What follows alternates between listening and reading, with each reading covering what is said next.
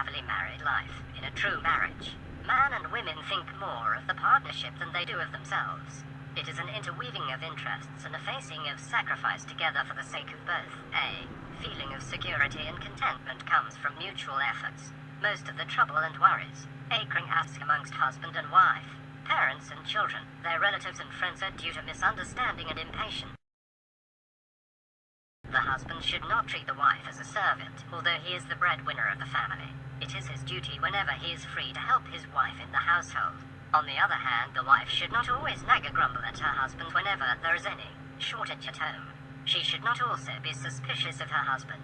If he really has some weakness, she could correct him by talking it over with him kindly. A wife has to tolerate a lot of things without bothering her husband.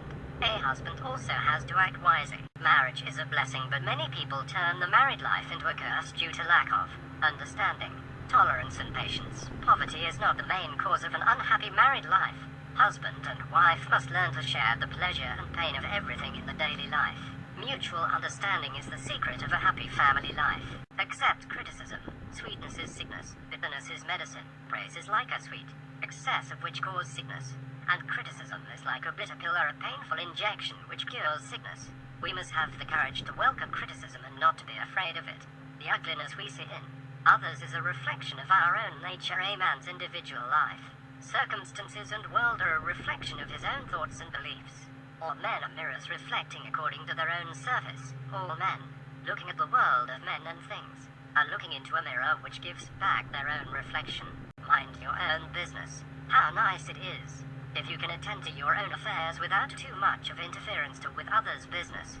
Here is the advice given by the Buddha. One should not regard the faults of others, thing done and left undone by others, but one's own deeds of commission and omission. Again the Buddha says, he who is observant of others' faults, and is always irritable, his own defilements increase. He is far from the destruction of defilement. Further, he says, easy to see the faults of others, but one's own is difficult to see. One winnows others' faults life chaff, but one own hides as a crafty fowler covers himself. The noble swerve not from the right path. Let happen what may and crave no longer after worldly joys. The wise remain calm and constant in mind alike and join in sorrow. No one can live in this world without being blamed and criticized by others. Buddha says, people blame others for the silence. They blame those who talk much and those in moderation.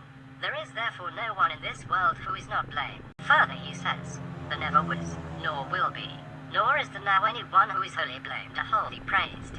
Not all those who criticize you are your enemies. You can make use of the opportunity to find out your own weaknesses which you yourself cannot see. You should not give up good work just because of criticism. If you have the courage to carry out your good work in spite of criticisms, you are indeed a great man and could succeed everywhere.